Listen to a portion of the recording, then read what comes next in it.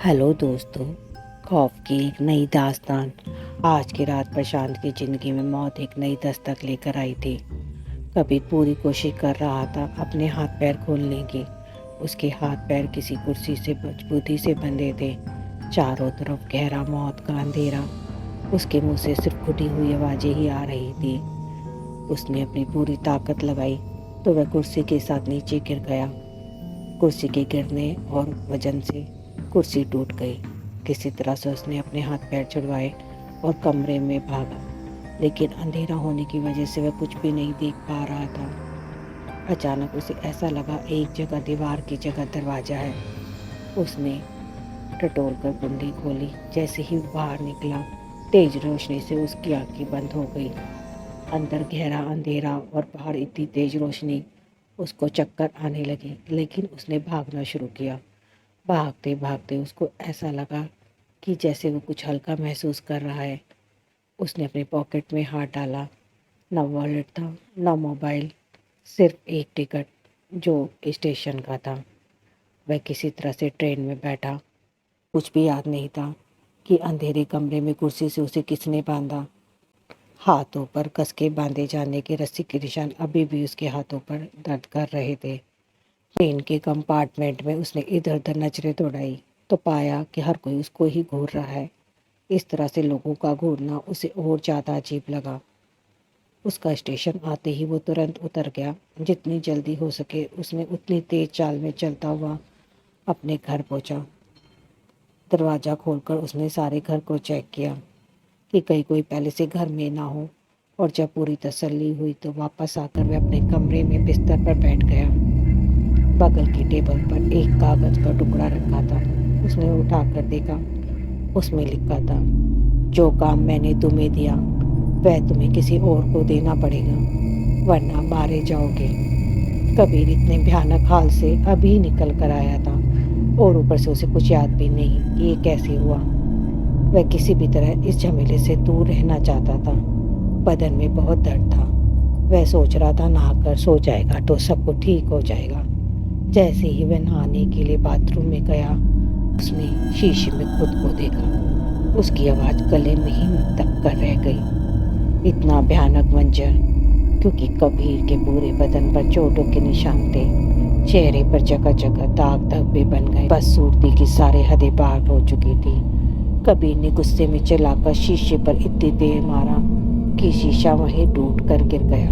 शीशे से मॉडल प्रशांत अपने चेहरे के साथ समझौता नहीं कर सकता था। सर झुकाए किस्मत को कोसते हुए प्रशांत ने एक आवाज़ ध्यान से सुनी। सर उठाकर देखा तो टूटे हुए शीशे के पीछे दीवार पर लिखा था, जो काम मैंने तुम्हें दिया वो तुम्हें किसी और को देना पड़ेगा, वरना मारे जाओगे। की आंखें थकान से भारी होने लगी। उसे बेहोशी छाने लगी। बेहोशी के बाद ऐसे ही जागने के डर से उसे सोने से भी डर लग रहा था। थकान और बेहोशी में एक आवाज़ लगातार उसके कानों में आती रही, मुझे मिटा नहीं सकते। जो काम मैंने तुम्हें दिया वो तुम्हें किसी और को देना पड़ेगा। इसी तरह से उठकर प्रशांत बाथरूम से बाहर आया। उसने सोचा कि वह डॉक्टर को दिखाने से पहले इन चोटों पर एंटीसेप्टिक लगा लेगा। उसने रूम में जाकर फर्स्ट एड बॉक्स निकाला और रुई से एंटीसेप्टिक को अपने जख्म पर लगाया। जैसे ही उसने एंटीसेप्टिक को अपने जख्म पर लगाया तो वह चीख उठा। चीख में इतना भयानक दर्द था, ऐसा लग रहा था जैसे कि किसी ने जलती हुई माचिस की तीली उसके जख्मों पर लगा दी। वो चीखते चीखते एहसास हुआ जैसे आसपास कोई धीरे धीरे हंस रहा है।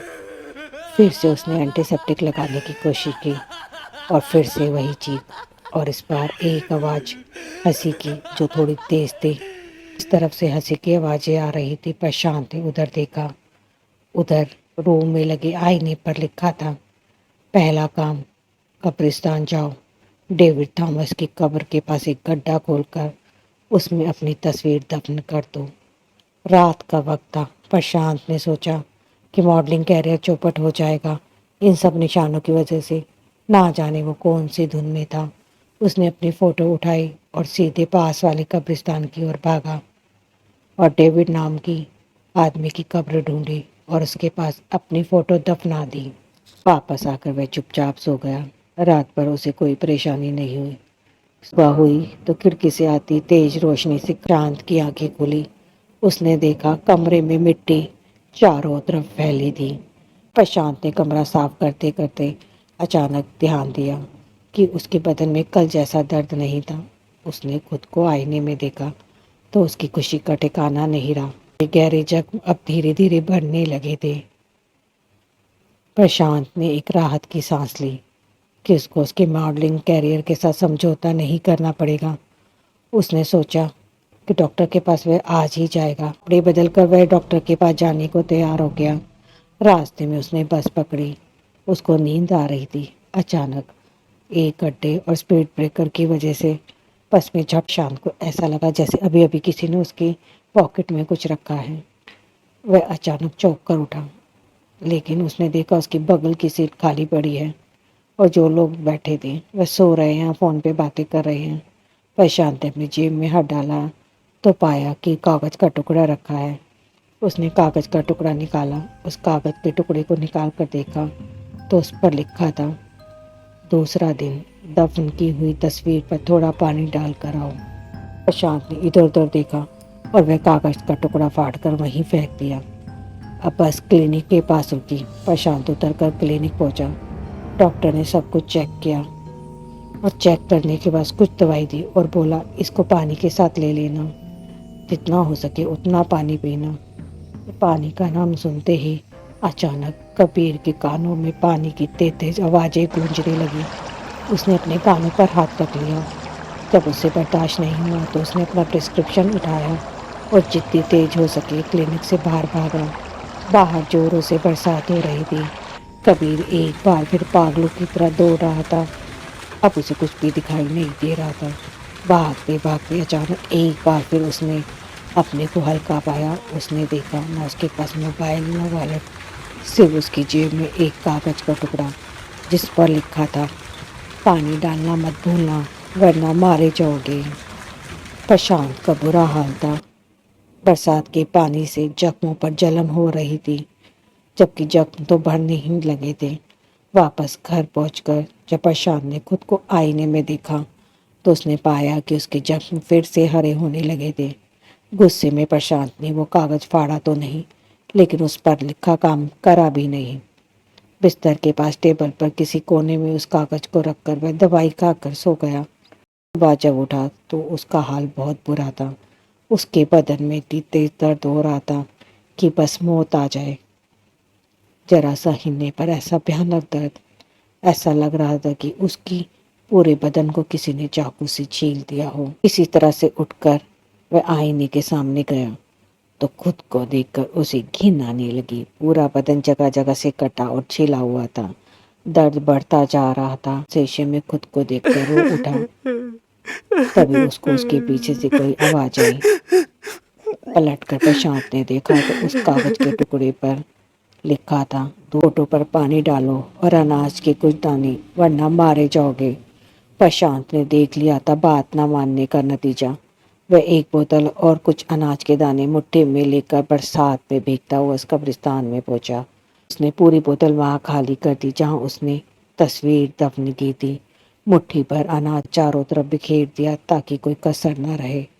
वापस भीगता हुआ जब वह घर पहुंचा तो उसने देखा उसकी फ्रेंड समीक्षा रोती हुई प्रशांत की वेट कर रही है। रोते रोते समीक्षा ने बताया कि कैसे 2-3 दिन से कोई फ़ोन या मैसेज ना मिलने से वो घबरा गई। जब यहाँ आई तो सिक्योरिटी से पता चला कि प्रशांत बाहर गया है, इसलिए वह यहीं रुक गई।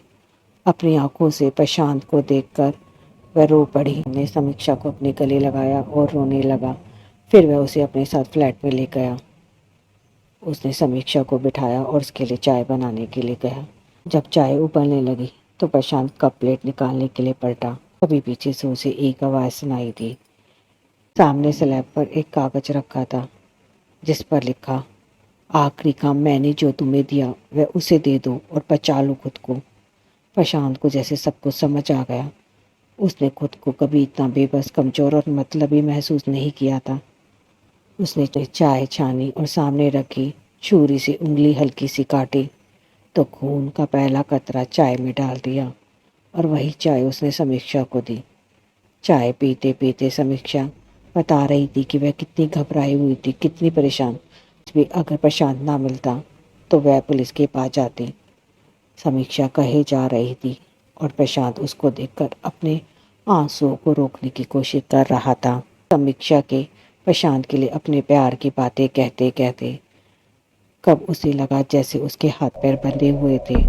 और जब समीक्षा ने आंखें खोली तो देखा चारों तरफ गहरा अंधेरा और समीक्षा के हाथ पैर एक कुर्सी से बंधे हुए हैं। उसका पूरा बदन दर्द कर रहा था और सिर्फ चोट ही चोट लगी हुई थी। अगर अब समीक्षा बची तो शायद अगली बारी आपकी